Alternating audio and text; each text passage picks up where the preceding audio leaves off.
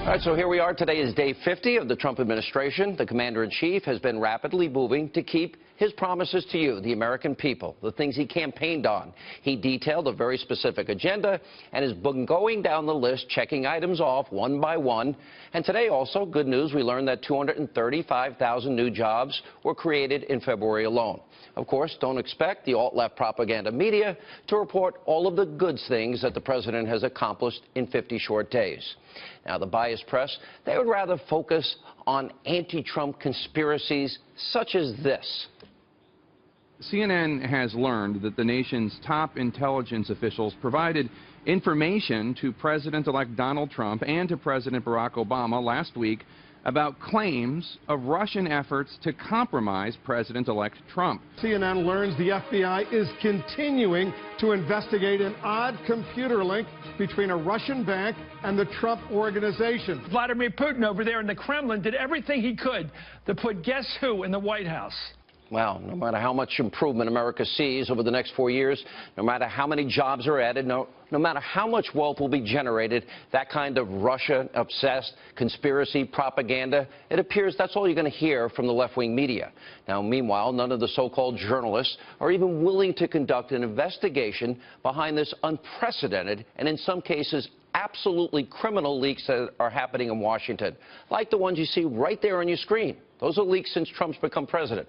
However, at Circa News, two very well-respected journalists, they have conducted a thorough investigation into the Trump-Russia collusion claims. And what did they discover? Just weeks before the election, the FBI received a warrant to investigate a server connected to Donald Trump's businesses, but they found no wrongdoing, no collusion with the Russians. And around the same time, in fact, in October, a FISA warrant was also granted to investigate potential Russian influence in the election. Now, if the mainstream media cared about presenting the whole truth, they should run headlines like this.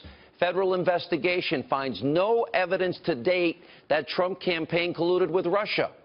I'm not going to hold my breath that someone will actually publish this, even though they should tell the American people the truth. And that's the problem. Time and time again, the media is so focused on pushing their radical, lazy agenda, they fail to see the truth that's right in front of them. Now, they never vetted Barack Obama. They never admitted to colluding with the Clinton campaign and acting as their surrogate. And they utterly failed to predict the rise of President Trump. So, who can disagree with me that they are abusively biased? Who can disagree with Steve Bannon when he calls them the opposition party in this country? Now, many in the media, they're so deeply invested in seeing that President Trump fails, well, many deep state, Obama-era holdovers, they're still entrenched in government.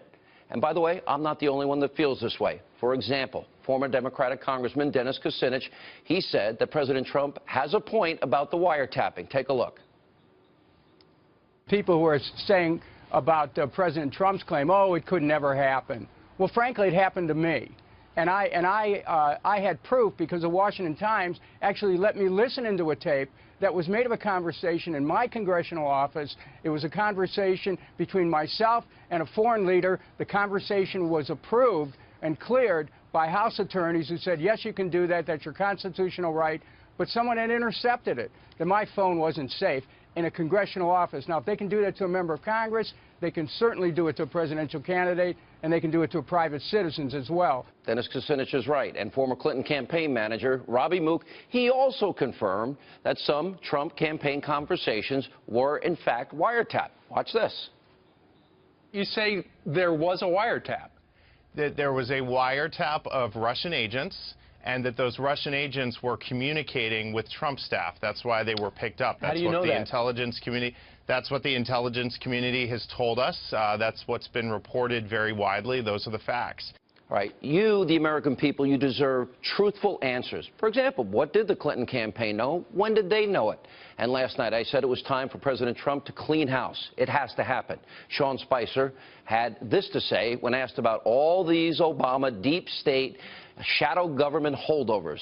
Take a look.